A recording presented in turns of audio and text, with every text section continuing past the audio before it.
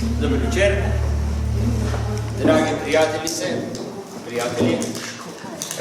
Dobrodošli na današnjem predavanju profesor dr. Dušana Rutarja. Predavanje sem predlagal jaz in dogovorila sva se, da bi v eni uri profesor Rutar predstavil pogled o naravi etičnosti.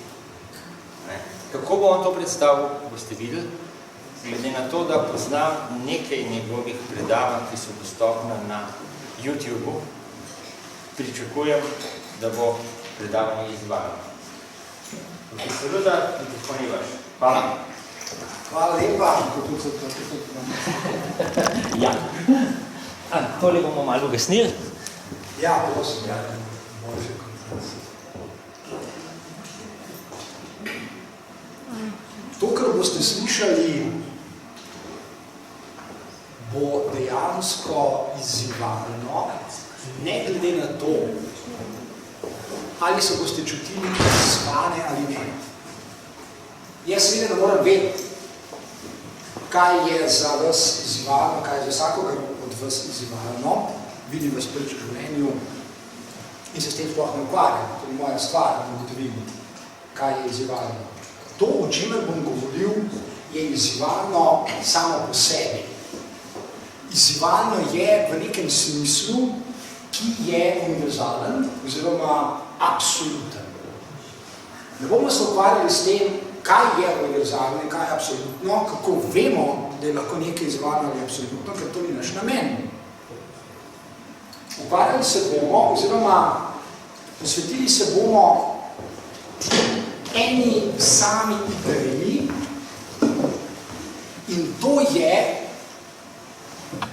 odgovor na vprašanje, kaj je etičnost. In naj že vnaprej povem, da etičnost nima nobene zveze z moralo, sploh pa ni sinonim. Etičnost ni beseda, ki bi lahko zamenjali za moral. Vsaj dolga zgodovina razmišljam o tem, kaj je etičnost, ampak tudi to nas ne bo zanimalo, ker imamo premalo časa. Dovolj sem že star in dovolj dolgo časa se ukvarjam z odgovorom na vprašanje, kaj je etičnost, da ga lahko ponudim. Ne trdim, da je edini, trdim pa, da je najboljši. In obstaja filozof na tem svetu, ki bi ta hip lahko podal boljši odgovor na vprašanje, kaj je etičnost. In zakaj je razmišljanje o etičnosti sploh pomembno? Zakaj bi se sploh s tem vprašanjem ukvarjali? Zakaj ne bi rekli, briga nas, kot sem že prej omenil, jaz sem dovolj star, da bi lahko, ampak ne bom, naštel ogromno izkušenj, ki jih imam od nekdaj, kar pomnim, me različni ljudje zmerjajo, češ, da je filozofija in da je filozofiranje nekaj brezveznega, nekaj nekoristnega, nekaj preveč abstraktnega, nekaj, kar ima nobene zveze z vsakdanjim življenjem ljudi. Jaz sem na to navajen in me ne moti več. Včasih me je. Zdaj je pa ne moti več. Pravzaprav me sploh ne zanima. Ker ni vredno, da bi me zanimalo. In paradoks je, da je to, kar bom danes pokazal skozi 3 filmske sekvence, neprimerno bolj uporabno za to, kar imamo lahko ljudje med seboj, kot si ljudje sploh predstavljajo. Torej, ne samo, da filozofiranje ni uporabno in ni koristno, v resnici je mnogo bolj uporabno in koristno, kot si večina ljudi predstavlja. In to je dobro. Zato vztrajam pri filozofiranju in bom vztrajal še naprej, ne glede na to, kaj si o tem misli. V pravljici, ki jo vsi zelo dobro poznate, danski pravljičar Hans Christian Andersen, naslov pravljice je o cesarjevih novih oblačilih. Če natančno beremo, da sledimo zelo dober stavek, ki je izhodišče za moje nadaljnje razmišljanje. Kot veste, se v tej pravljici pojavita od nekod dva krojača, ki prideta na dvor, očitno imata dobro plačani službici, na dvoru je bilo pravati tako, in ta dva krojača prideta na v resnici genialno idejo.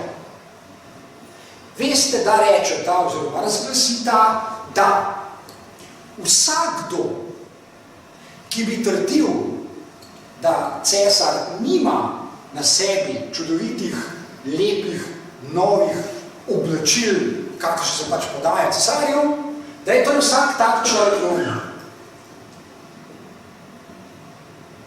In seveda, ker je vse skupaj povezano s cesarjem, bi se znalo zgoditi, da če bi človek tvegal kaj takega, kar velja za neumno, se pravi, da bi rekel, da cesar nima krasnih čudovitih oblačil na sebi, bi tvegal ne samo posmeh drugih ljudi, če je štis neumen, ampak bi verjetno tvegal še kaj drugega, mogoče bi mu odsekali glava, pa kaj podobnega. Ta izjava obeh krojačev je v resnici izjemno dobro zasnovana. Kajti vsak človek, ki jo je slišal v tem cesarstvu, razmišlja kot razumno bitje takole. Moje oči mi sicer pravijo, da krojača nista sešila nobenega oblačila, da cesar na sebi nima nobenega oblačila, toda, da ne bi spadal neumen, se bom raje obnašal, kot da ni tako. To je razumno vedenje. To ne pomeni, da so ljudje neumni in zabiti, ker tako razmišljajo, ampak ravno obratno. Tako razmišljanje je razumno, kajti razum vsakomur pove, da če bi izjavil, da je cesar nag, bi tvegal torej vsaj posmeh drugih ljudi in nihče ne more vedeti, da se mu drugi ne bodo posmehovali in morda, kot sem že prej omenil, tvega še kaj drugega, torej da mu cekajo glavo, ker bi bil cesar, da bi prizadet užaljen ali tako podobno. Kako to, če ne bi bil, ima pač moč, da bi rekel, obglavite ga. Torej, oba krojača računata, da se bodo ljudje obnašali razumno. In tudi se. Ko gre cesar na sprehod ali kam že, in se zbira množica ljudi, tako kot je to v navadi, so vsi tiho in vsi hvalijo njegova čudovita nova oblačila. Krojača torej stavita na razum ljudi in na njihovo naravnost konformizmu. Ne bom se izpostavljal, ker to ne bi bilo dobro zame. In zadeva bi lepo tekla naprej, če se ne bi oglasil tisti otrok, ki pa očitno razmišlja drugače. Njegovo razmišljanje je tudi razumno in sicer, če moje oči pravijo, da cesar na sebi ničesar nima, mi najverjetneje to sporočajo zato, ker res nima ničesar na sebi. Zelo preprosta trditev je to. In če res nima ničesar na sebi, če je torej to resnica, zakaj te resnice ne bi izrekel? Zakaj bi bil videti neumen, če sem pa povedal nekaj, kar je res? To razmišljanje je razumno. In otrok to tudi izjavi. Zakaj je oboje pomembno? To, kako se obnašajo vsi drugi in to, kako se obnaša otrok. Oboje je namreč pomembno. Najprej zato, ker v naših vsakdanjih življenjih je zelo veliko onega prvega. Ljudje se obnašamo razumno in sebično. Pač poskrbimo, ali poskušamo poskrbeti sami zase, oziroma za svoje dobro, za svojo dobrobit. Ali je v tem kaj narobe? Seveda ne. Od odnegdaj se ljudje tako obnašamo in še naprej se bomo. In če bi bilo samo tako, bi ugotovili, da je svet pač tak, ljudje so razumna in sebična bitja, skušajo skrbeti vsak zase, včasih naredijo še kaj drugega, tak je ta svet, o njem nima smisla več naprej razmišljati. Ker pa obstaja tudi to drugo vedenje, ki ga zastopa otrok v tej pravljici, se moramo, ne samo da se lahko, se moramo vprašati po nečem, kar je sicer zapakirano v izrazu etičnost. Ali je vedenje vseh drugih v tej pravljici, da se tega otroka, etično? Oziroma, ali je vedenje tega otroka, ki izjavi to, kar je očitno res, etično? Oziroma, seveda vprašanje, s katerim se mi danes tukaj ukvarjamo, kaj etičnost sploh je? Kaj pomeni reči, da so ljudje kot razumna bitja, kot sebična bitja, zmožna za etičnost? Ker, kot smo videli v tej pravljici, vsaj eden očitno je zmožen za etičnost. In če je eden, ker težko domnevamo, da je nekaj popolnoma drugega od vseh drugih ljudi, je mogoče sklepati, da so za etičnost zmožni tudi vsi drugi. Če so zmožni, še ne pomeni, da etični tudi bodo. Lahko pa že slutimo, da vsaj zmožni so. In zdaj bi vam rad pokazal dve sekvenci iz filma 300, ki ga je Zack Snyder posnel leta 2006. Filmska pripoved, ki ni dokumentarc o spopadu pri Termopilah med Špartanci in Verzici, ni dokumentarni film. Hollywoodski film, ki predstavlja svojo vrstno revolucijo v Hollywoodu, ampak ta nas pa zdaj ne zanima. Zanimata nas dve sekvenci. Če ste gledali ta film, mimo glede, ga je fajn, da ga drugi niste, to je dobro, ker bo mogoče bolj zanimivo. Ne, bo bolj zanimivo. Torej, nakratko, perzijska vojska, silna perzijska vojska, je v položaju pod jarmi, ne samo Šparto, ampak vse grške državice. In preden gredo v vojno, v spopad, se odposlanec perzijskega božanstva, Perzijci imajo svojega kralja za božanstvo, Xerxes, se odposlanec, torej pride do špartanskega kralja Leonidasa in mu v bistvu ponudi fair ponudbo. To bomo kasneje še natančno videli, kakšna ta ponudba je. In sicer brez veze je, da prelivamo kri, vi se lahko predate, mi vas zasužnimo, ali kaj že, in vsi smo srečni. Vi boste del perzijskega cesarstva, živeli boste približno tako še naprej kot do zdaj, mi bomo srečni, ker bomo imeli še več ozemlja, bogatstva in tako naprej. Torej, ali si kralj Leonidas za to, da preprosto sklenemo tak sporazum, ne da bi se med sabo pobijali.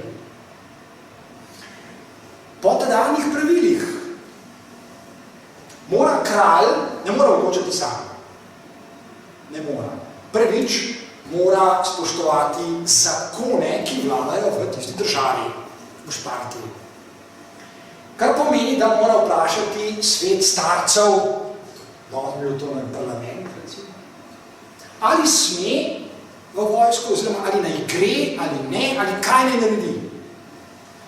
In še ena instanca obstaja, ki jo mora ravno tako vprašati, oziroma spoštovati kralj, to je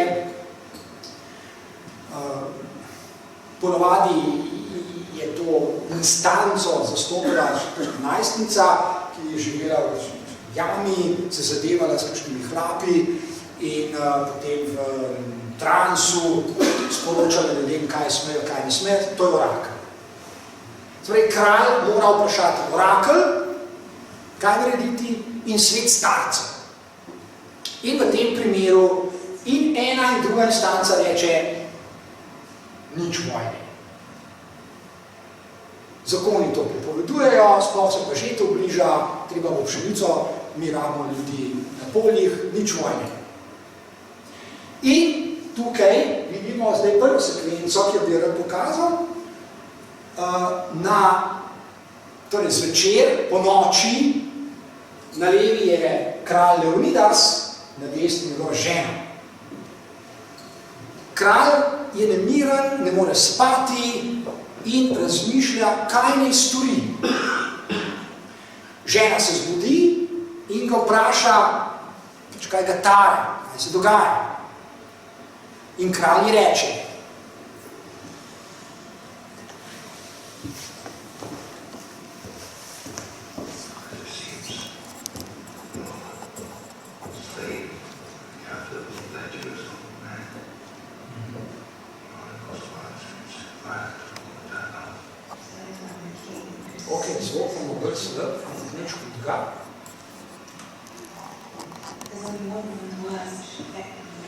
ker tako vemo, kaj se dogaja, pa bom jaz kar povedal.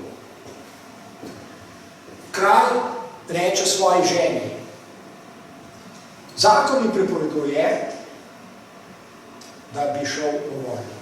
Kot kralj imam zvezde roke. Orakel mi prepoveduje, imam zvezde roke. Kaj naj storim?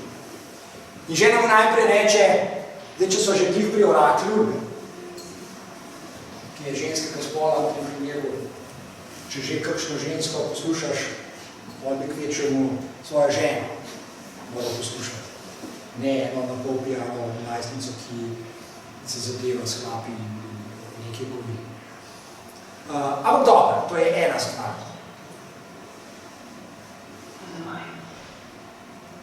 Torej, če poslušaš koga, bolj kvečemu meni poslušaš.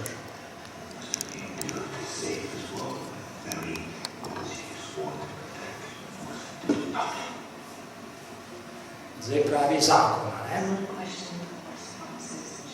Evo. Zakon mi tudi prepoveduje, nimam kaj narediti. Ne smem je to.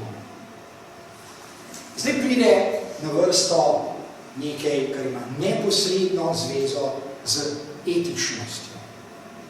Žena mu reče, saj sploh ni pravo vprašanje, kaj moraš storiti kot državljan Šparte, ki je zavezan zakonom Šparte. To sploh ni vprašanje.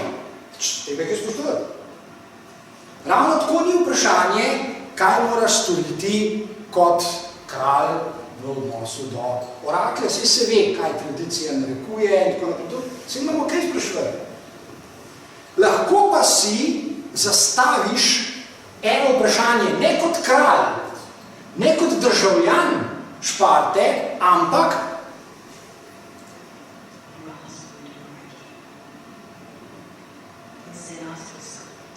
vprašaj se, kaj bi moral storiti svoboden človek. To je temelj, to je začetna ideja etičnosti, ki je malo paradoksna, to se vidi. Kaj bi moral storiti svoboden človek?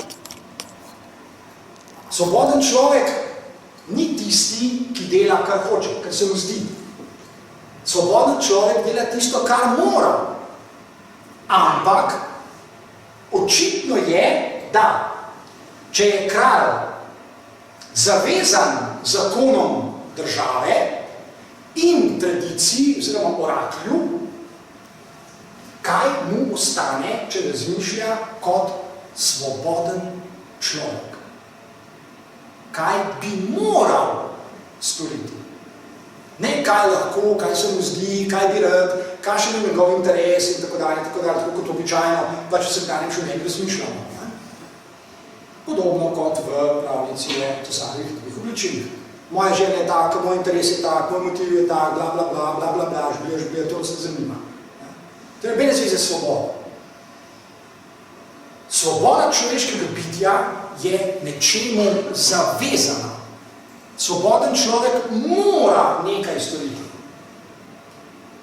Zdaj gremo pogledati drugo sekvenco, končno. Špartanski kralj se odloči kot svoboden človek, poslušal svojo ženo, da gre v vojno s Perzicami. In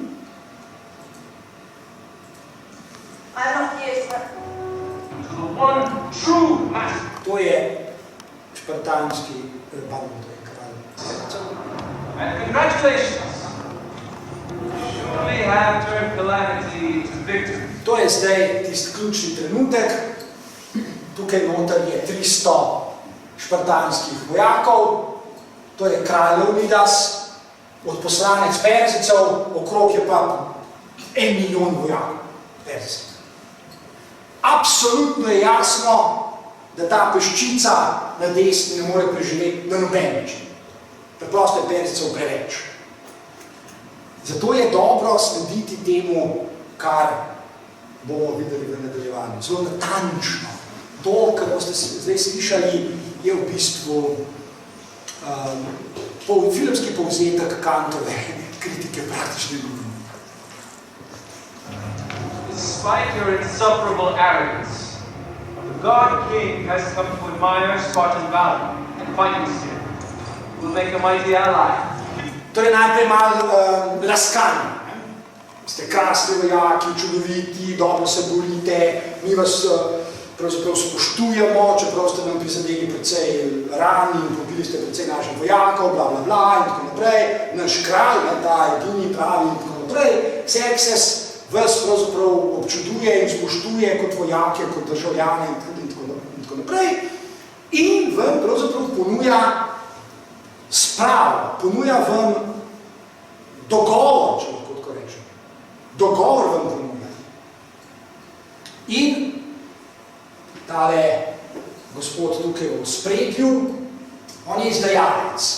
On je pokazal Perzicam, Špartanc, on je pokazal Perzicam skrivno pot, da so lahko obkolili Špartance, tukaj se je res zgodilo. In to je zelo pomembno, kaj mi zdaj ta človek rekel.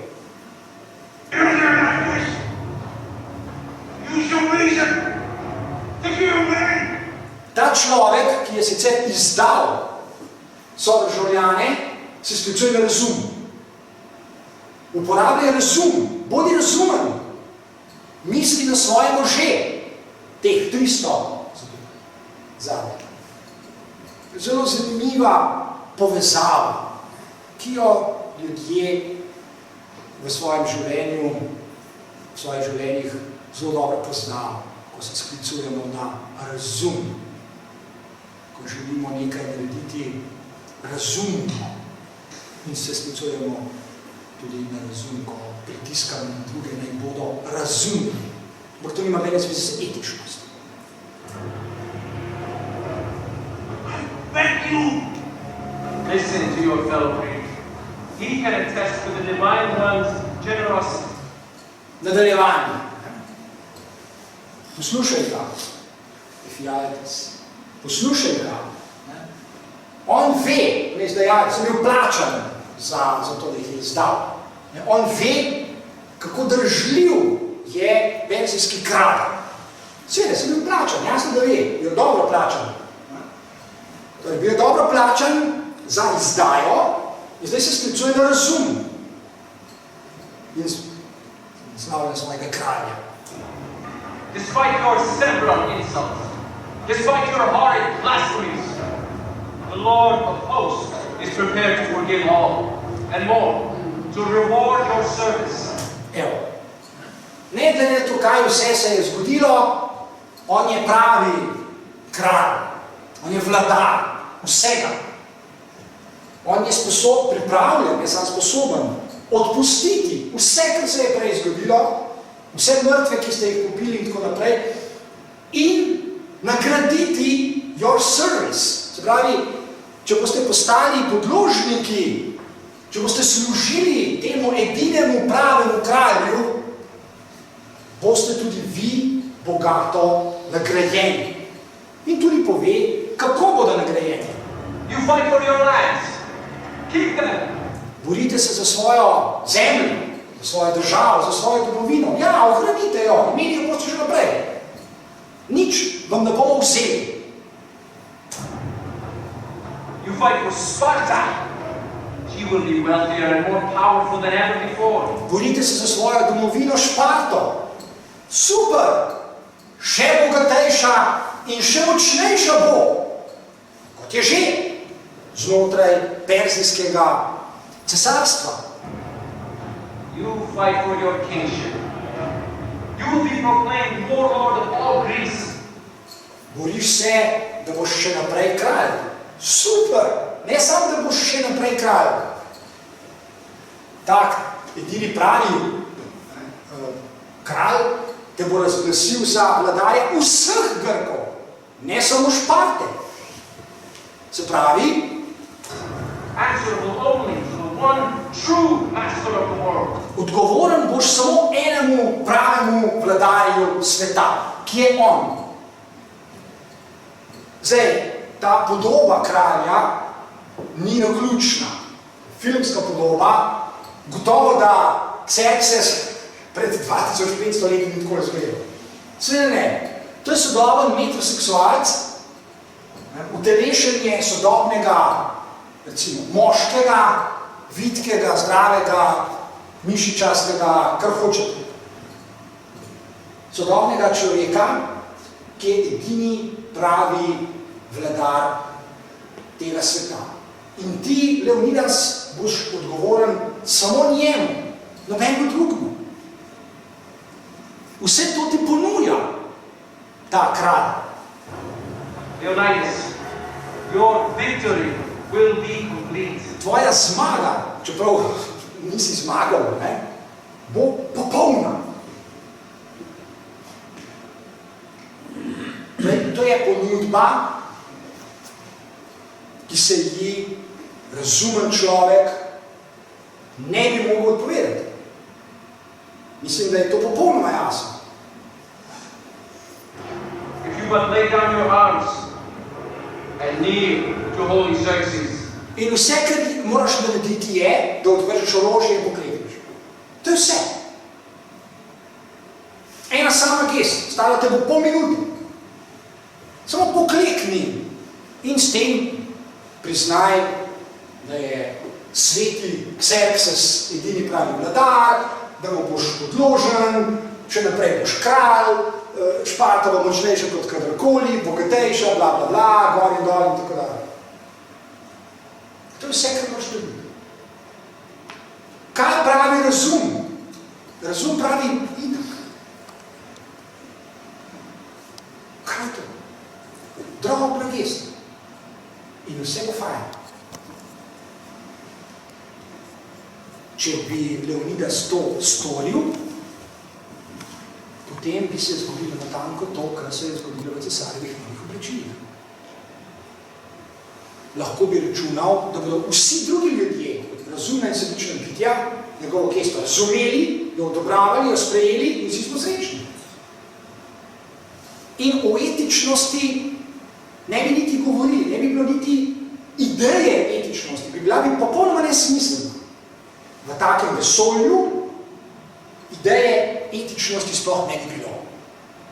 Prevladal bi razum, prevladala bi sebičnost, včasih jo skrbi zase, vse to, kar smo do zdaj povedali, etičnost tukaj nima kaj iskati.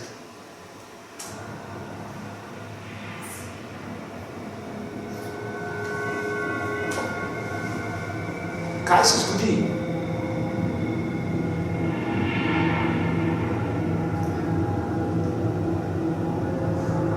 Leonidas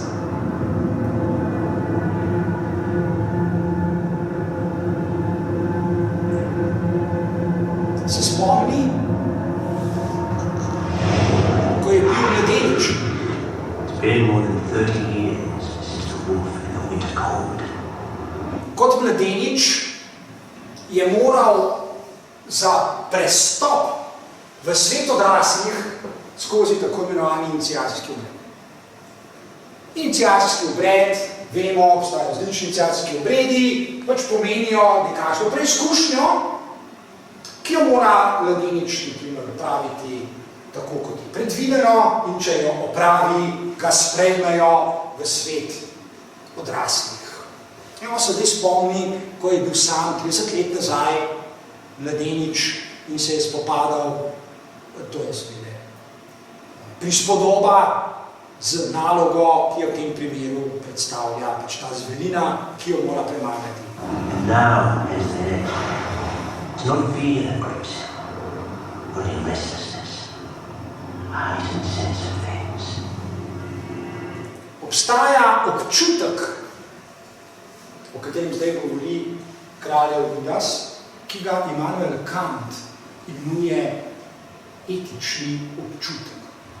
Vsako človeško bitje, razen nekaterih, ki so tako poškodovani, da ga pač imajo, nekateri psihopati in nekateri drugi ljudje, imajo etični občutek. Občutek za etičnost. Občutek za to, kaj storiti v določenem trenutku. Obstajajo točno določeni trenutki v življenju ljudi, ko pride to izraza. To ne pride vsak dan do izraza, ne pride vedno, v vseh situacijah. Ampak obstajajo trenutki v življenju vsakega človeka, ko je v igri to, kar imenujemo etični občutek. In kralj Midas razmišlja o tem občutku. Sigmund breathes coolly, kissing the sweat at his chest and neck. Guns cawing, complaining even as they feast on thousands of floating dead. The steady breathing, the 300 at his back. Kaj torej čuti? Čuti, da je na tem svetu še nekaj drugega, kot zgolj razumno, sebično preračunavanje, kaj se komu, kdaj splača, kaj naredi, da bo prav, da bo vredno in tako naprej. Obstaja še nekaj. Ni nujno, da ve, kaj to je. Ve, da ima občutek, da je. Da obstaja nekaj, kar je vzvišeno nad vsakdanjim življenjem. Zaenkrat, če ne vemo, kaj to je, bomo pa zvedeli. Ready to die there, without a moment's pause. Every one of them, ready to die.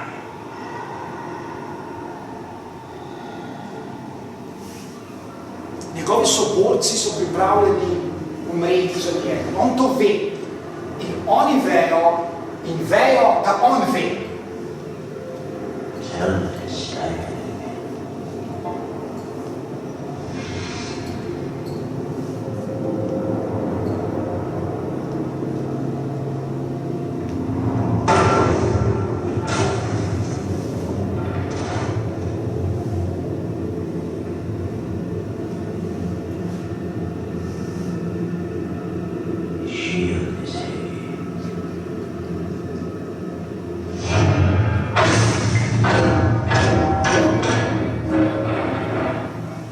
Spear.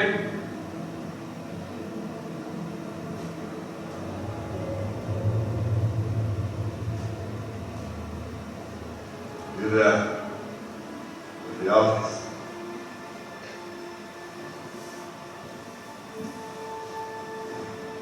Be there forever. To je fenomenalno. Temu, ki se je skliceval na razum, use your reason, bodi razumen. Kralj zaželi, da bi večno živel. Ne ubije na njega, ne kriči, ne zmerja ga, izdal si nas, baraba in tako naprej. Ne. Reče mu, upam, da boš večno živel. In Ephialtes točno ve, kaj je s tem hotel sporočiti. In to bomo zdaj videli. Zdaj, točno ve, kaj mu je sporočil. Tudi Ephialtes čuti, da je bilo vse tisto, kar je prej zastopal, uporabljaj svoj razum, ne, on je držljiv in tako naprej, da je na nek način prekratko, da v življenju pač preprosto obstaja še nekaj. In da je on zgrešil.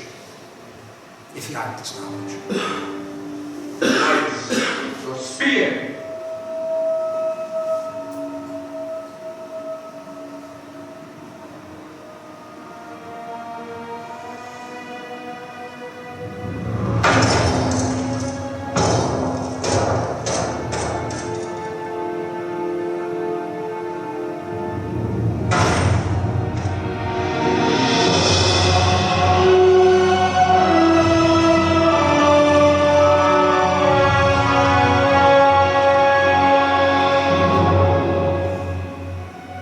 To je trenutek popolnega zmagoslavja. Eden je zmagoslaven, persijski kralj, drugi se mu je podredil, špartanski kralj, nobeden ne bo prizadet, noben več ne bo mrtev, lepo se bodo šli bodo domov, vse ostalo, kar je prej povedal zastopnik kralja persijskega, se bo zgodilo, Šparta bo močnejša, kot je bila prej, ljudje bo še naprej kralj, bla, žblijaš. Če ne bi bilo še ene možnosti, ki jo v cesarjevih novih oblačilih zastopa otrok. Če je nekaj res, je preprosto res. Pa če se mi še tako pretvarjamo, da ni. Okay? In kralj se spomni še nečesa. V mislih se vrne k svoji ženi, k temu, kar smo prej videli. Ko mu žena reče,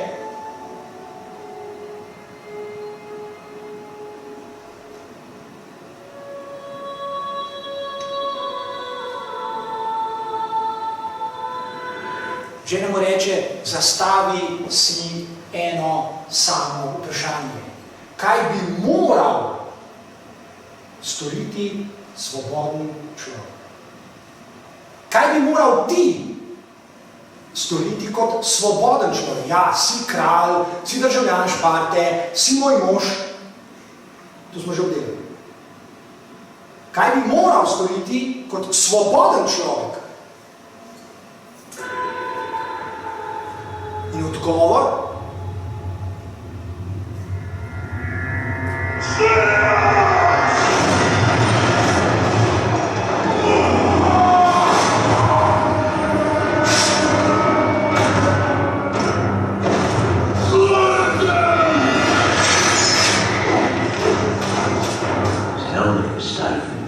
Narrowed his vision. He must see far. His shield was heavy, and threw off balance. And his target is far away.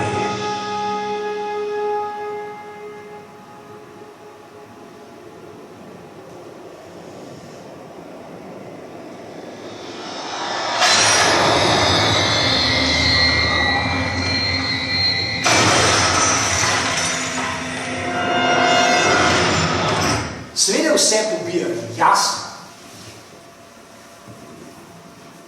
In na tej točki bi človek lahko rekel, a ni brez veze razmišljati o etičnosti. Sam težave imaš. In kraljevina si prav gotovo ima. In vsi njegovi sotrpini tudi, na koncu tako vsi mrtvi. Zakaj bi potem človek se sploh ukvarjal z etičnostjo? To je dobro vprašanje. Poglejmo si zdaj še drugo sekvenco z nekega drugega filma, ki nadaljuje z razmišljanjem. Zadeve namreč niso tako preproste. Ker potem bi se spet lahko vrnili nazaj, cesarjeva oblačila, imamo prvo logiko, sredični ljudje so konformistični, se pretvarjajo, vnašajo in tako dalje in tako dalje. Ljudje nismo tako narejeni, preprosto nismo. Ne glede na to, da so lahko posledice naših etičnih odločitev take, kot jih smo jih ravnokar videli. Če si torej pogledamo še en drug, iz filma Zarota vere. Danski film iz leta 2016, Zarota vere. A je ta film? Det kom fra politiet. Er det sket noget? Še boljš, če bi nihče, še boljš. Må jeg komme ind i tøj?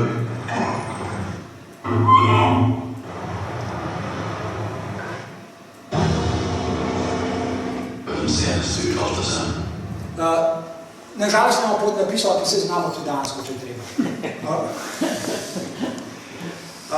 Na kratko, tale človek, ki ga zdaj vidimo, to vemo, ker smo pač film že prej gledali, ta človek je serijski morilec, njegovo poslanstvo na tem svetu pa je, in zdaj ravno pripoveduje o tem, njegovo poslanstvo na tem svetu je, da ljudem odvzema vero. Kako jim vzema vero? Ne govorimo o religiji, govorimo o veri. Tako, da pobija otroke.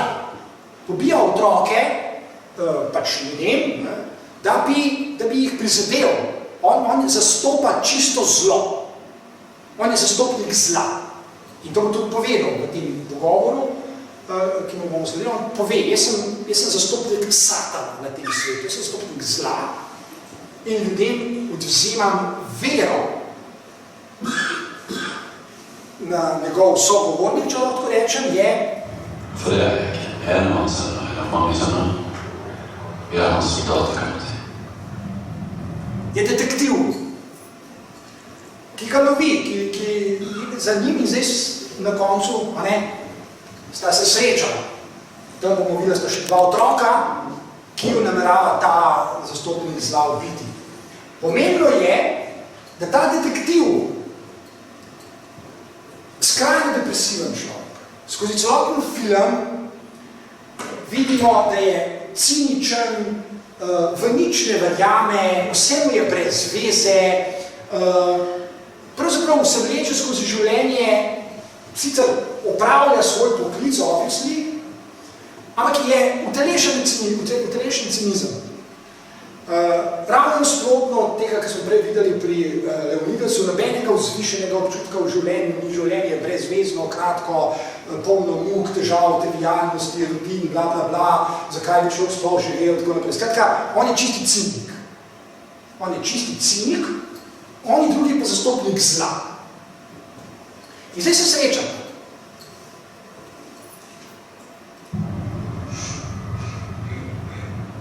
Djævelens. Satans. Så det er derfor, du gør det her. On uživa. On zastopa zlo. To sta dva otroka, ki jo ima ujeta.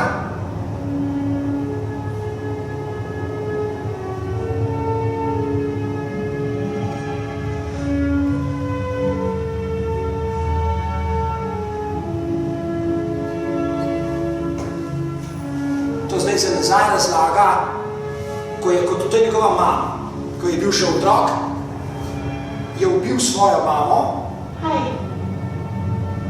Han kom til mig, når jeg tænkte Zdaj razlaga se nazaj. Kot otrok je ubil svojo mamo. Så gjorde han mig stærk, når jeg var svag. Pravi, in v tistem trenutku sem postal Satanov zastopnik, Satanov otrok, zastopnik zla na tem svetu. Og så blev jeg hans synder. Jaz sem eden od Satanovih odposlavcev, kako bi želel. Se pravi, od tega trenutka naprej, ko je bil svojo mamo. Så stod du bare her. For den ham. For den skyld i helvede. Dette har ingenting med varme at gøre. Jeg forstår, at det kan være ikke sånn, men... Zdaj razlaga to, kar sem že prej povedal, kako jemlje torej ljudem vero, kot da je vera izrazito brezvezna. Zakaj bi upravljal razum, vero ravno? Og forældrene, familien, alle mister sin tro og så stress. Jemljam otroke, jih pobijam, ljudje so potem opupani, žalost, izgubijo vero, itak je brezvezen v tem svetu, samo zlo, itd. Nå skal jeg ta troen fra deg også. In potem reče, in sedaj, reče temu, ki ga zasleduje, ki ga lovi, policistu v bistvu, mu reče, in sedaj bom vzel še tebi vero. Ima narod, to pač počnem v tem svetu. Ljudem jemljem vero. In zdaj bom vzel še tebi. Du følger din tid. Jeg tror ikke på Gud. In on mu reče, Jeg tror ikke på en skid. glih ne bo šlo, ker jaz itak nimam. Jaz ne verjamem v nič, sploh pa ne verjamem v Boga, Bog itak ne obstaja, skratka, ne možem vzeti vere, ker jo nimam. Okay? In Satan reče, oziroma pač ta zastopnik Satana, vidite pa, da je detektiv je tudi uklenjen. Otroka sta uklenjena, detektiva je tudi ga je premagal, skratka je tudi uklenjen, nič ne more. Z verigo je priklenjen in zdaj reče, oziroma naredi tole. Vzame otroka.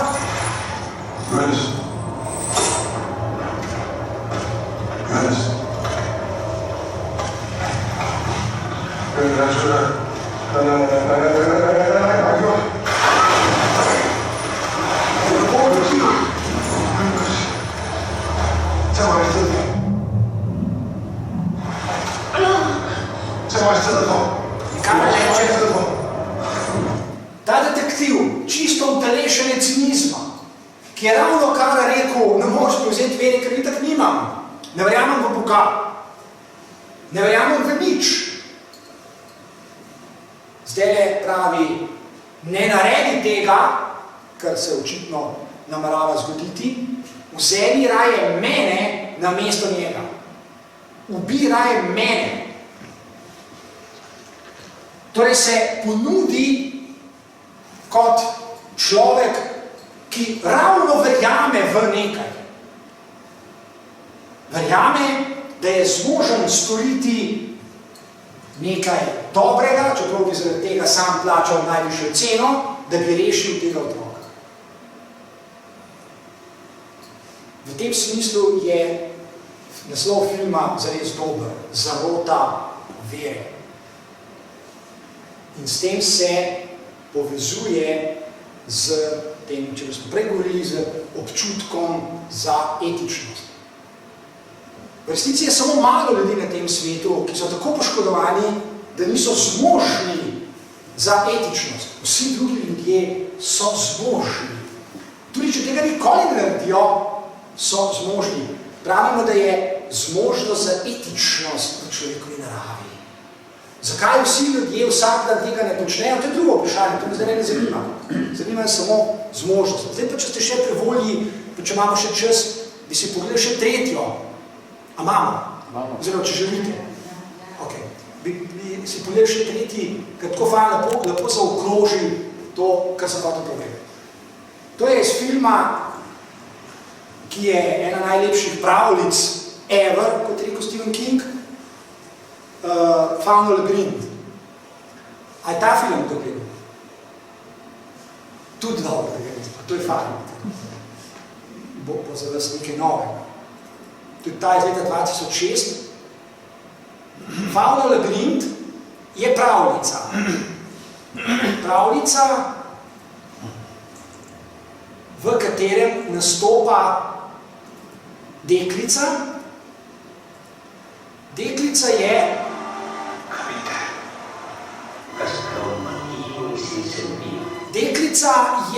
znaša se v svetu ljudi, v resnici prišla iz nekega drugega sveta, iz nekega pravličnega sveta. Ampak je želela videti, kako je na tem svetu, kako živijo ljudje, ona bi bila ena od njih in tako naprej in tako naprej. In potem je ugotovila, da je na tem svetu ogromno zla. Da so ljudje pogosto sebični, da se ne zmenijo, da so drugega brezbrižni, da so cinični, da so zli, da so pokvarjeni, skratka polne nasilja. In zdaj želi nazaj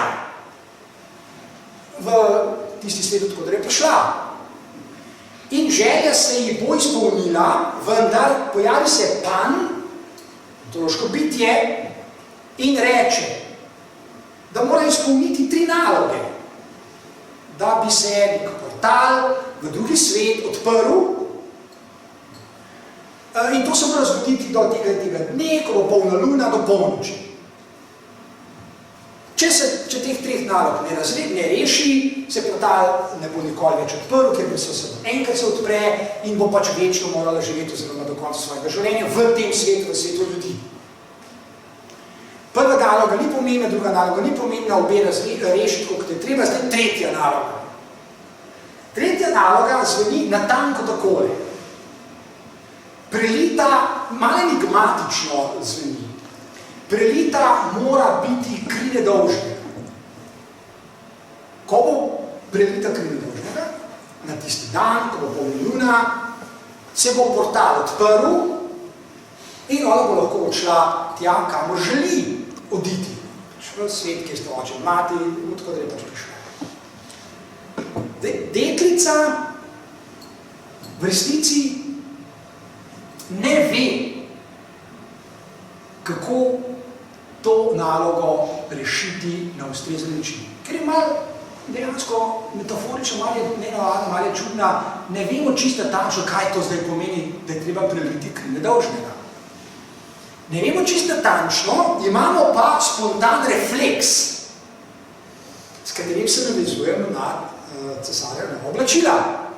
Ljudje velikokrat spontano trdijo, da so nedolžni otroci. Manjši, ko so, bolj so nedolžni.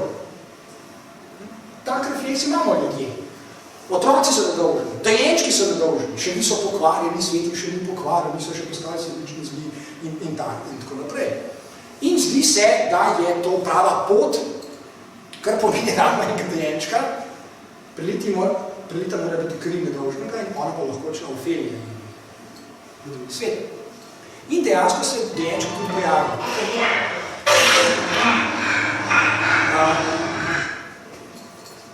Ta moški je oče dojenčka, o katerem govorim.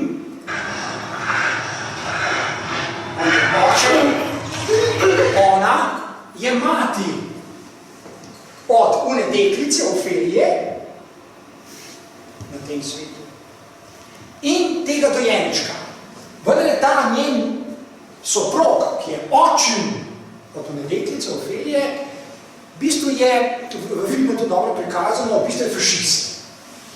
Zloben, pokvarjen človek, manijak. In zato se prihaja do teh spopadov, skratka, ona ga sovraži, ne mara ga, pač odkrila je, da je pokvarjen človek. Je pa oče,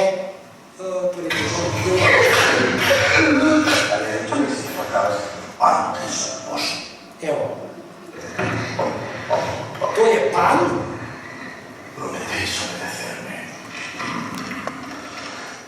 to je pan in zdaj je že, torej bliža se trenutek, ko bo polna luna, zdaj še enkrat obudi ta njun dogovor, oziroma to nalogo, vse moraš narediti tako, kot ti bom povedal, da se bo ta portal odprl, da boš lahko odšla v drugi svet itd.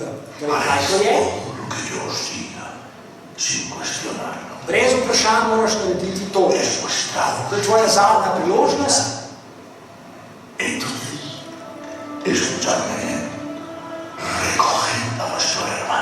Torej tega fantka, tega polbrata, dojenčka, mora, torej njega vzame, materi svoji in temu očimu, odnese njega v labirint, kolikor hitro je pač mogoče. Potrebujemo kaj. Nič vprašanja. Nič se ne sprašuje. Samo tako nared. Portal je seveda zaklenjen.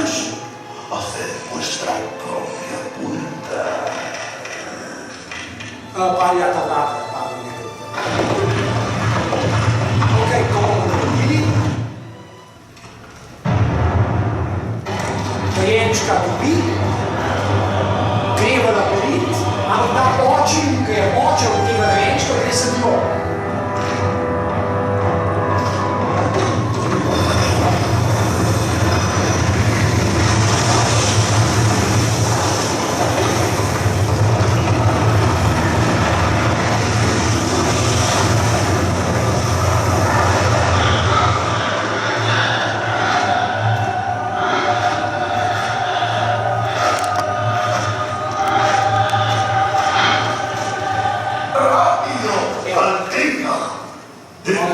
Svečata, tle spodaj je portal, polna luna je v nebu, portal lahko odpremo.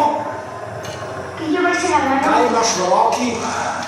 El portal solo se abrirá si derramamos semillas. Tako kot je bilo rečeno, portal se bo odprl samo, če bo prelita kri nedolžnega. To ima on nož, to podal. Andrejte, es un poco de sangre, un pinchazo. Ampak se ni treba nič bati. Potrebujemo samo eno kapljico krvi. Čist malo, nič. Otrok, ko ga cepijo, ga bolj bolijo. Kaj takega. Prav, nič se mu ne bo zgodilo, rabi pa kapljico krvi. Tan solo es la última To je zadnja naloga. Vamos. Daj mi otroka. Obljubila si, da me boš ubogala, da boš storila brez vprašanja to, kar je treba. Spet, ali je to razumno? Seveda je. Portal se bo odprl, ona bo odšla, kamor želi, dojenčko se nam zgodilo čist nič z eno kapljico krvi, mislim, ko bo odrastil, se slučajno ga bo spomnil, da so mu eno kapljico krvi vzeli. Torej, bi pričakovali, kot je prej Efialtes, uporabljali razum. Daj mu dojenčka, kapljica krvi, portal se odpre, vsi smo srečni. Oče od dojenčka pa itak par korakov zadaj, tako ga bo vzel. In on reče ne. Obljubila si, da me boš ubogala. Ne dam otroka. Mi hermano se queda conmigo. Sacrificaré vuestro derecho pagado por este monk. Odpovedala bi se svojim pravicam, princesa v drugem svetu. Vsemu temu bi se odpovedala za otroka, ki ga sploh ne poznaš. To je dojenček, ravno kar se je rodil. In ona reče, vsemu temu... Ja. Lo sacrifico. Vsemu temu sem se pripravila odpovedati. Ni problema. Zveni nerazumno, če ne bi govorili o etičnosti. Bi res bilo tako, ampak ni. Odpovedala bi se tronu, se pravi, ona bi potem tem drugem svetu nasledila kraljestvo za svoje očetje in mama. Se pravi, vsemu temu bi se odpovedala, ja. Él, por quien habéis sido humillada e ignorada. Zdaj pa pomemben je ta pogled strani očeta, vidite, da Ana Nine, oče tega dojenčka, vidi Ofelijo, ki se pogovarja z steno, z nečim ne vidim. On tega ne vidi, Ana. Kar je pomembno.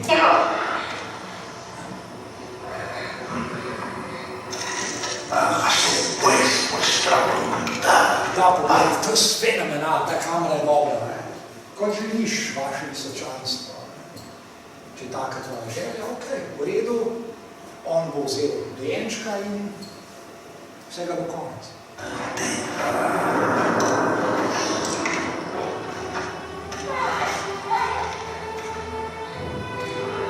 Otrok je njegov, ima svojo pravico, da ga vzame.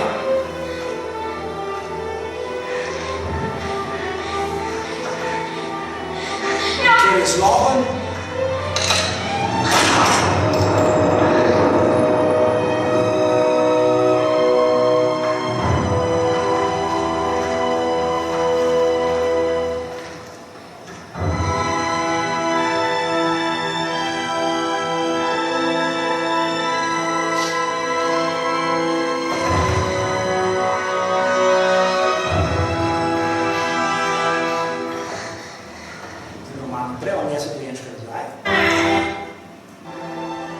mama pride do nje, do Ofelije.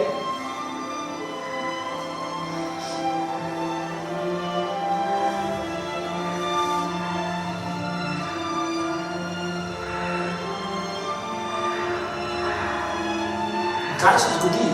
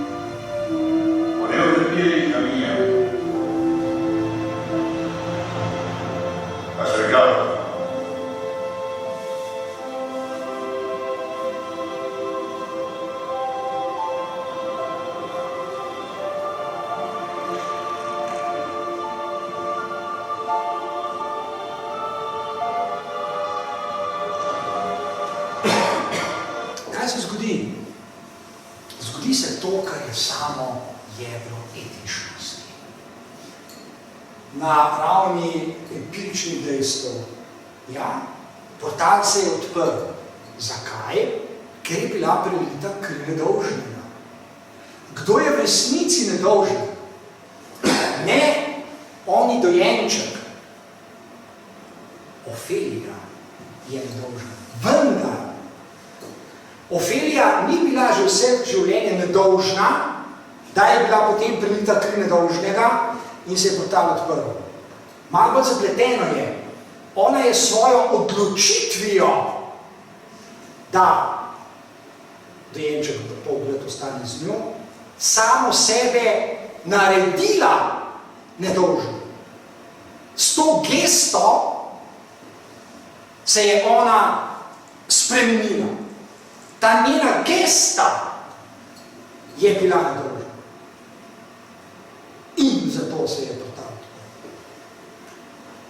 Se pravi, za zaključek. Etičnost ni pravilo, ki ne bi mu sledili ljudje, da bi se etično obnašali. To je moral. Obstaja moral, obstaja moralna pravila. Obstaja 10 božjih zapovedi. Ne lažite, ne kradite in tako naprej. Držite s teh pravil in boste moralni.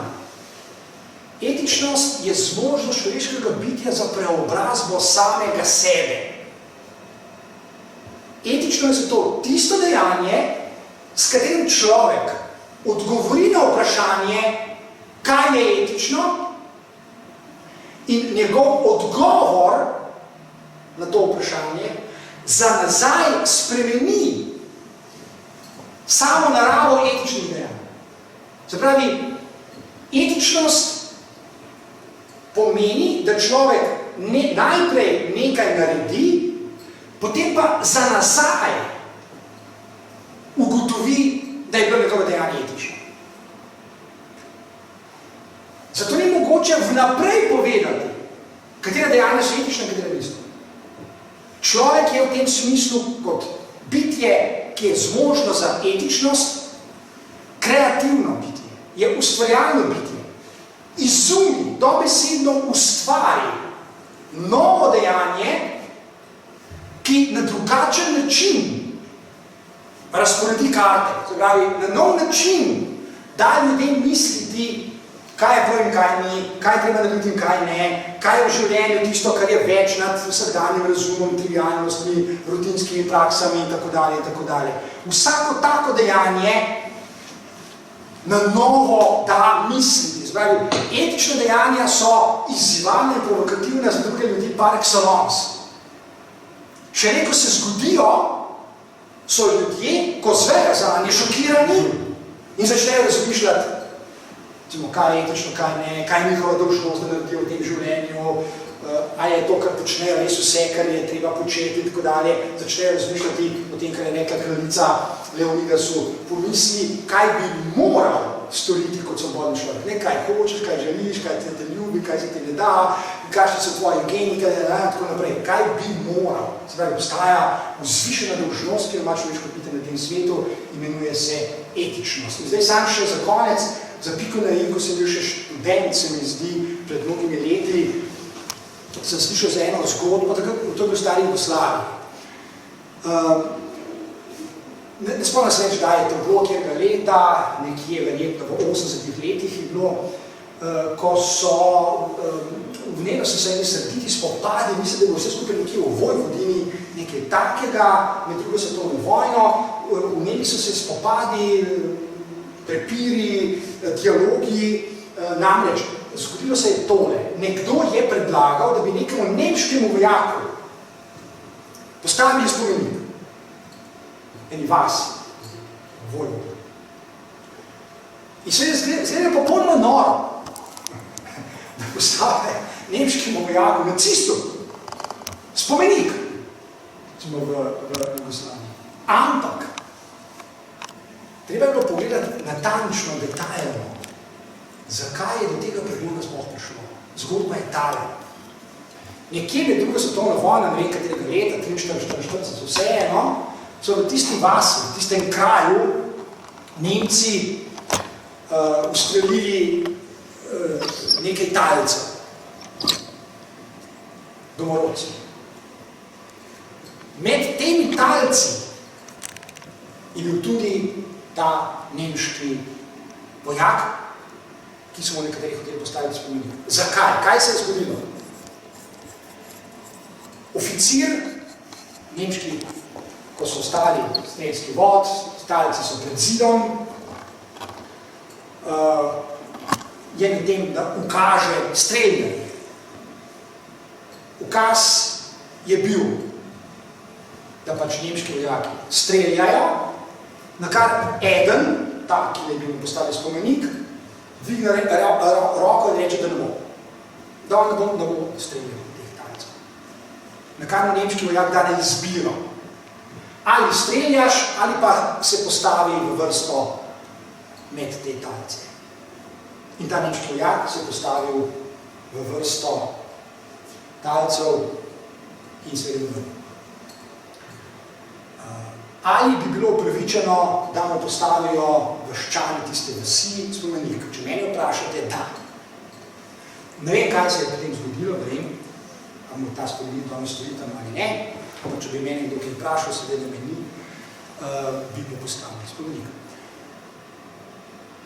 Spoštovani, spoštovani, to je vse.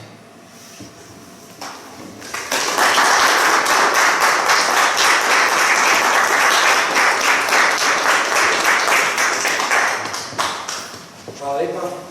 Hvala, profesor Valuta, za tole predavanje. Če ste pripravljeni, morda odgovoriti na kakšno vprašanje, če se je kakšno vprašanje pojavilo tekom vašega predavanja, upam, da boste pripravljeni. Če ima kdo od vas kakšno vprašanje, prijateljice in prijatelji, prosim, izkoristite to priložnost. Jaz upam, ne moram reči, da je predavanje izpolnilo pričakovanja, ker ne vem, kakšno pričakovanje ste imeli. Upam pa, vsaj meni je dalo osnovo za razmišljanje. Prosim.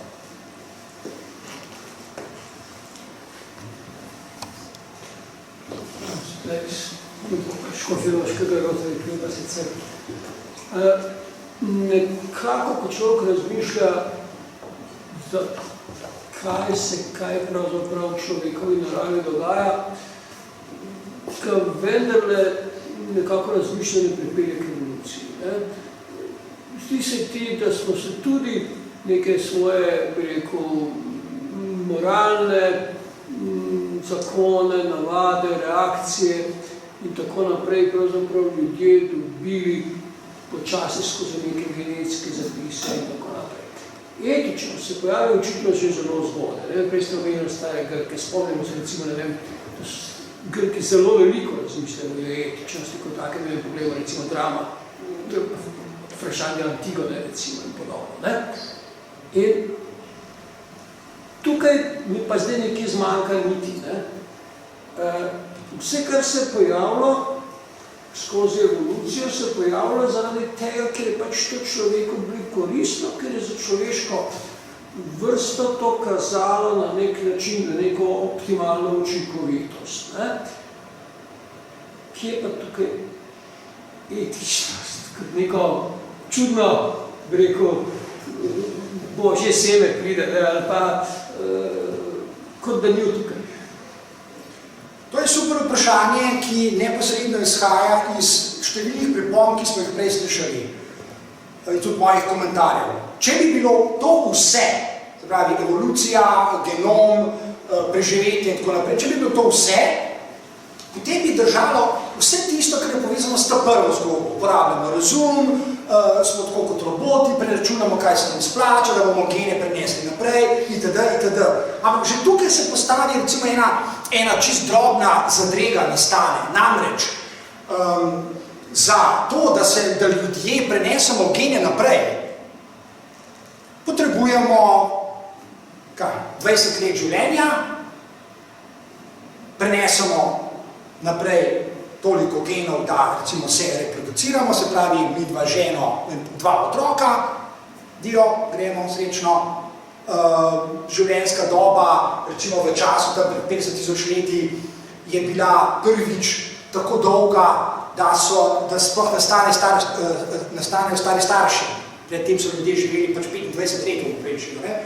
Ampak bilo je očitno dovolj za prenos genov naprej, drugače mi ne bi zdaj. Tukaj vprašanje, ki bi ga lahko postavil k vašemu vprašanju, zakaj bi človek živel več kot 25 let?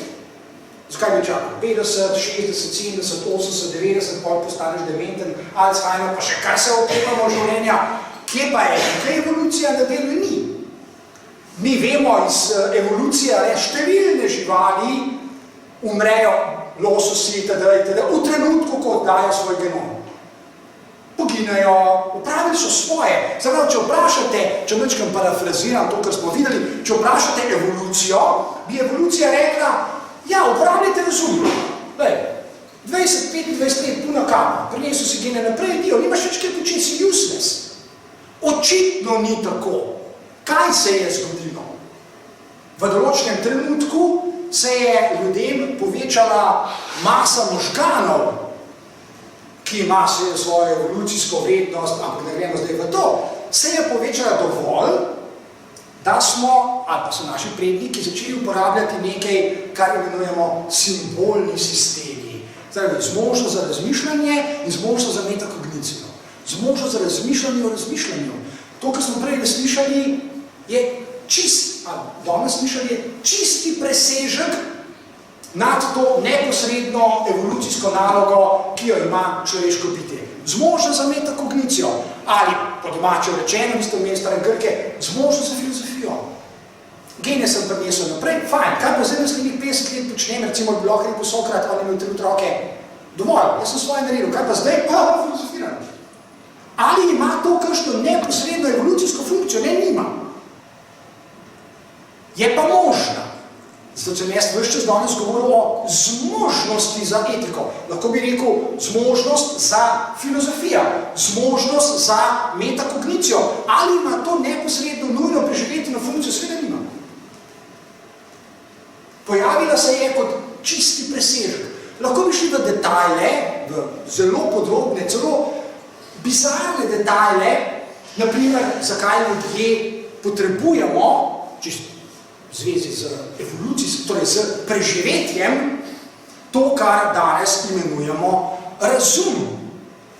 Pustimo zdaj detaljno, kaj to pomeni. Pa odštejmo metakognicijo. Samo eno vulgarno vprašanje si zastavimo, ki je zelo aktualno za vse, ki smo zdaj tukaj in za vse ljudi na tem planetu. Gotovo so sodobne civilizacije, sodobno visoko razvite civilizacije, mi živimo v Sloveniji, ki je visoko razvita sodobna družba. Prav gotovo imamo na voljo visoko razvite tehnologije, pametne naprave, pametne hiše, avtomobile, ki se že vozijo sami, robote, umetno inteligencijo, jutri bo vsega še veliko več. Pa vendar je vprašanje, koliko nas jutri sploh bo. Ker imamo razum, imamo umetno inteligencijo, imamo, kakor hočete, v tem registru tehnologij, dobrin, blaga, bla, kapitalizem, hvalimo in tako dalje. Super! Da pa si samo predstavljate scenarij, da nam ne uspe. Pa poglejmo, kaj bi lahko rekli eni, recimo, da bomo preživeli, ni zanamci, bomo gledali nazaj na leto 2019, 20, 21, 22, ljudje so se cvrli, podnebne spremembe so bile katastrofalne in tako naprej. Kaj bodo rekli? Glej ga zlomka. Imeli so znanje, visoko razvita znanost, tehnologije, denarja koristja, dobrin, kar češ. Kako da je mi uspeli preživeti? En uboge podnebne spremembe niso znali podenati. S tem, da so jih znanstveniki svrli desetletja in desetletja in desetletja in desetletja. Kaj je to, kar je rekel Ephialtes, uporabljajte razum. Kaj tukaj manjka pravzaprav? Natanko z vidika preživetja. Zadnjič sem gledal en dokumentarc, ena novinarka med drugim potuje po Rusiji, med drugim prije tudi nekega visokega ruskega ministerskega, ne vem, kavavinka, sekretarja, ne vem, vse ni važno. In reče, Rusija proizvede blazno veliko zemeljskega plina. Kaj pa pariški dogovor?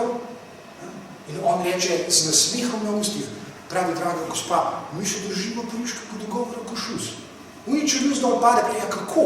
Črpate nove in nove in nove gigantske, orljaške količine zemeljskega plina, glih ne gre skupaj. Pa prav vse ne gre. Samo morate natančno prebrati Pariški dogovor. Pariški dogovor piše, države se bodo trudile zmanjšati emisije, poli pa vejca. Vendar ne na račun gospodarske rasti. Ali to zveni razumno? Da. Ali vodi v pogubo? Očitno. Nekaj manj.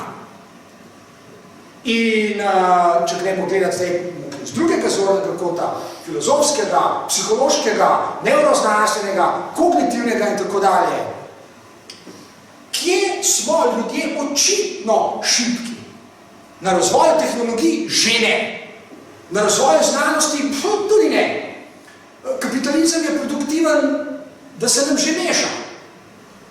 Moj odgovor, čisto na kratko, na dolgo je bil pa prej, je zelo preprost. V medsebojnih odnosih etiki. Ali ima to preživetveni značaj? Mislim, da je očitno, da ga ima. Če bomo kaj uspeli narediti, da bomo res preživeli te podnebne katastrofe, potem ne samo na področju tehnologiji, tako da znanstveniki pravijo, to že imamo. Če mene vprašate, natanko na področju etike, etičnosti.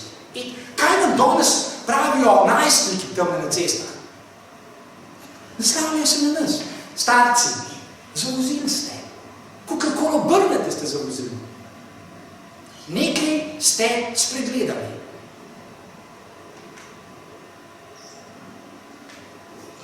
Zato se to vprašanje postavlja. Nekaj vam ne gre. Že dolgo časa nam ne gre. Nekaj ne uspemo razrešiti. Zdaj smo videli par primerov, kako nekateri sem pa tja, in tako naprej. Ampak kaj, če je vse to premalo? Kaj nam bodo visoko razvite pametne hiše? Avtomati, roboti in tako dalje. Če samo mečkrat zaostrimo, to ni znanstvena fantastika, kar zdaj ne govorimo. To se nam dogaja tukaj in sedaj.